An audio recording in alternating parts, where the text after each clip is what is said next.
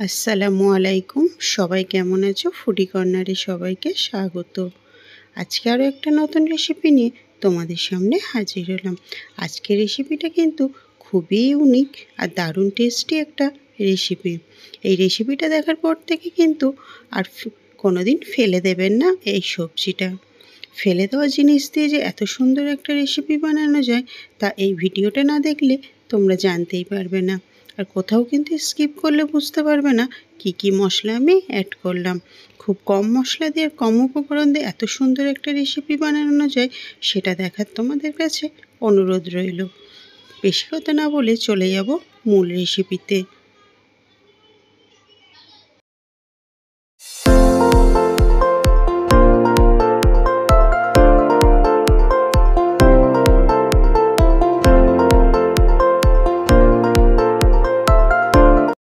রেসিপিটা বানানোর জন্য কী কী ইনগ্রিডিয়েন্টস লাগবে সেগুলো প্রথমে দেখিয়ে দিলাম। আমি এখানে লাউয়ের খোসাকে সুন্দরভাবে কেটে ধুয়ে লম্বা লম্বা করে পরিষ্কার করে কেটে নিয়েছি। সঙ্গে আলুকে ওইভাবে কেটে নিয়েছি। আর লাগবে রসুন কুচি, পেঁয়াজ আর কাঁচা লঙ্কা। নিয়েছি কিছুটা পরিমাণে চিংড়ি মাছ। কড়াইতে প্রথমে সামান্য একটু পরিমাণ সর্ষের তেল দিয়ে দিতে হবে। ফোড়নে দিয়ে দিলাম কিছুটা পরিমাণ কালো জিরে। জিরেটা হালকা একটু গরম হয়ে গেলে এর মধ্যে একটা কাঁচা লঙ্কা ফোড়নে দিয়ে দিলাম। সঙ্গে দিয়ে দিলাম রসুন কুচি। আমি কিন্তু এখানে কোনো পেস্ট করা রসুন বা পেঁয়াজ ব্যবহার করলাম না। আজকের রান্নাটা গোটা পেঁয়াজ বা রসুনকে কুচি করেই রান্নাটা বানিয়ে নেব। আর এই রান্নাটা বানাতে গেলে পেঁয়াজ কিন্তু পুরোপুরি ভাজা যাবে না, হালকা ফ্রাই করে নিতে হবে। এতে করে লাউয়ের খোসার সঙ্গে পেঁয়াজটা একটু গোটা গোটা থাকলে ভাতের সঙ্গে মাখিয়ে খেতে কিন্তু খুবই ভালো লাগে। হালকা একটু ভাজা হয়ে গেলেই এর মধ্যে দিয়ে দেব চিংড়ি মাছগুলোকে। চিংড়ি মাছগুলোকে আমি তেলের মধ্যে আগে ভেজে নিয়েছিলাম, তারপরেও কিন্তু পেঁয়াজের সঙ্গে মিনিট খানেকের মতো ভেজে নেব। এতে করে যখন খাবার সময় চিংড়ি মাছগুলো গালের মধ্যে থাকে তখন কিন্তু বেশ দারুণ একটা টেস্ট লাগে। চিংড়ি মাছগুলোকেও খুব সুন্দরভাবে ভেজে নিলাম। সঙ্গে দিয়ে দেবো এবার পরিমাণ মতো লবণ আর দিয়ে দিলাম পরিমাণ মতো লঙ্কা গুঁড়ো। ঝালটা কম বেশি তোমরা বানিয়ে নিতে পারো। আর দিয়ে দিলাম কিছুটা পরিমাণে হলুদ গুঁড়ো আর সঙ্গে দিলাম ধনে গুঁড়ো।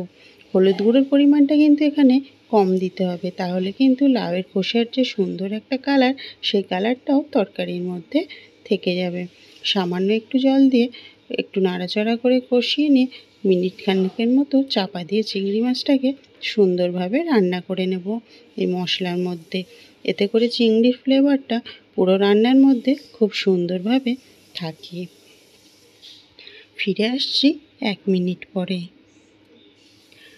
এখান পর্যন্ত যদি ভিডিওটা ভালো লেগে থাকে তাহলে কিন্তু অবশ্যই একটা লাইক দিও আর কমেন্ট করে জানাতে ভুলো না রেসিপিটা তোমাদের কেমন লেগেছে। আর এরকম নতুন নতুন রেসিপি পেতে আমার চ্যানেলটিকে কিন্তু অবশ্যই সাবস্ক্রাইব করে নিতে হবে। পাশের বেল আইকনটি অন করতে ভুলো না, যাতে ভিডিও দেওয়ার সঙ্গে সঙ্গে নোটিফিকেশান পৌঁছে যায়।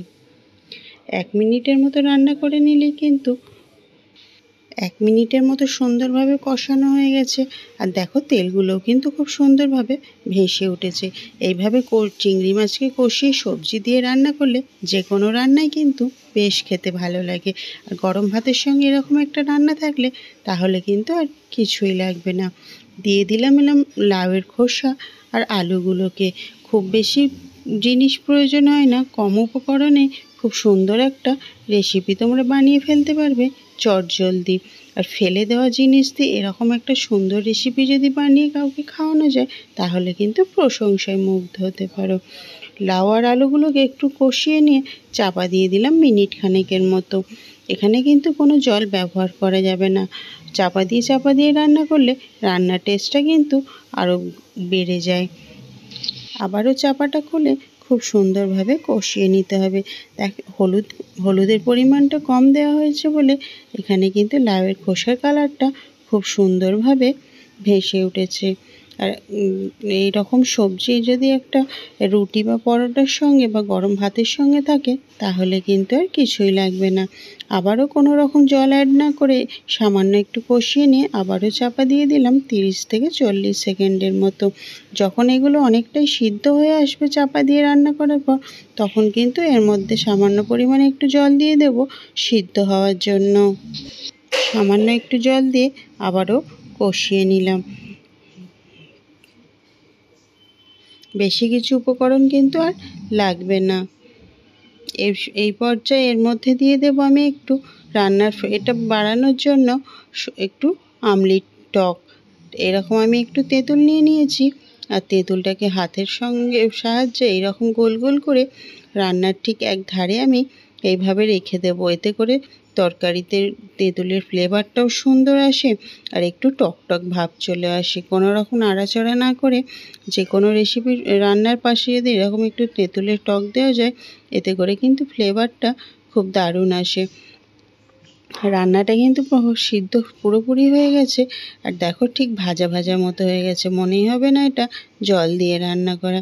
এরকম শুকনো শুকনো করে যদি লাউয়ের খোসা চিংড়ি মাছ দিয়ে রান্না করা যায়, তাহলে কিন্তু ভাত সবাই চেটেপুচে খেয়ে ফেলবে। আলু আর লাউয়ের খোসাগুলো খুব সুন্দরভাবে সিদ্ধ হয়ে গেছে, আর কোনো রকম জল কিন্তু আর অ্যাড করা যাবে না। এরকম শুকনো শুকনো রেখেই রান্নাটা এবার নামিয়ে নিতে হবে গ্যাসের ফ্লেম অফ করে। ঢাকা দিয়ে রেখে দেব মিনিট খানেকের মতো। তারপর প্লেটে একটা সুন্দরভাবে সার্ভ করে নেব। এই রেসিপিটা যদি তোমাদের ভালো লেগে থাকে তাহলে কিন্তু অবশ্যই কমেন্ট করে জানিও। আর এরকম ইউনিক রেসিপি যদি তোমরা পেতে চাও তাহলে আমার চ্যানেলটিকে অবশ্যই সাবস্ক্রাইব করে নিও। আজকের রেসিপিটা কেমন লেগেছে তোমরা কিন্তু কমেন্ট বক্সে জানাতে ভুলো না। ফেলে দেওয়া জিনিস দিয়ে যে এত সুন্দর একটা রেসিপি বানানো যায় তা হয়তো আগে তোমরা জানতে না। এই ভিডিওটা দেখার পর তোমরা কিন্তু বাড়িতে একবার অবশ্যই ট্রাই করে দেখতে পারো, আর কেমন খেতে লেগেছিল সেটা কিন্তু কমেন্ট বক্সে জানিও। এইরকম ইউনিক রেসিপি আর এরকম ফেলে দেওয়া জিনিস দিয়ে যদি একটা সুন্দর রান্না করে বাড়ির সবাইকে খাওয়ানো যায়, সবাই যদি আনন্দ করে এটা খায় তাহলে কিন্তু নিজেরও ভালো লাগে। আজকের রেসিপিটা এখান পর্যন্তই। দেখা হবে পরের ভিডিওতে। আল্লাহ হাফেজ।